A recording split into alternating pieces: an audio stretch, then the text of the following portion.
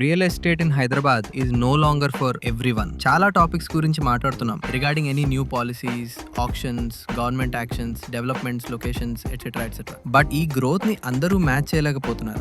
చూస్తూ హైదరాబాద్ ఇప్పుడు generic middle class bracket నుంచి south India's capital for ultra లగ్జరీగా ట్రాన్స్ఫార్మ్ అయిపోయింది. ఈ ఎంట్రీ ప్రైజెస్ వల్ల 84% of local buyers priced out గా ఫీల్ అవుతున్నారు. ప్రెజెంట్ సప్లై మొత్తం మినిమం 2000 స్క్వేర్ ఫీట్ ఉన్న 3 BHK కాంపోనెంట్స్ ఏ. High per square foot cost వల్ల స్టాండర్డ్ యూనిట్ బడ్జెట్ స్ట్రైట్ గా 1.6 to 2.5 crores టచ్ చేస్తుంటే ఎంతమంది ఎఫోర్డ్ చేయగలరు? అండ్ ఫైనాన్షియల్ ఇయర్ 2026 మాత్రమే సిటీలో we had 8,562 crores of transactions for the homes that are priced about 10 crores. ఎందుకు హైదరాబాద్ లో ప్రాపర్టీ ప్రైజెస్ ఇంతలా రైజ్ అవుతున్నాయంటే రైట్ నౌ మార్కెట్ లో HNI buyers and foreign NRI investors హెవీగా క్యాపిటల్ డిప్లాయ్ చేస్తున్నారు. కరెన్సీ ఇన్ఫ్లేషన్ నుంచి వాళ్ళ మనీని ప్రొటెక్ట్ చేసుకోవడానికి రియల్ ఎస్టేట్ ల్యాండ్స్కేప్ ని యూజ్ చేస్తున్నారు. And on the other side of the coin land prices and flat valuation పెరిగినంత ఫాస్ట్ గా average salaried rental income growth match అవ్వట్లేదు. మార్కెట్ ప్రైస్ కి రెంటల్ గ్రోత్ కి మధ్యలో ఉన్న గ్యాప్ వల్ల normal corporate employees and working professionals standard prices ని afford చేయలేకపోతున్నారు. And what would be the obvious result? చాలా మంది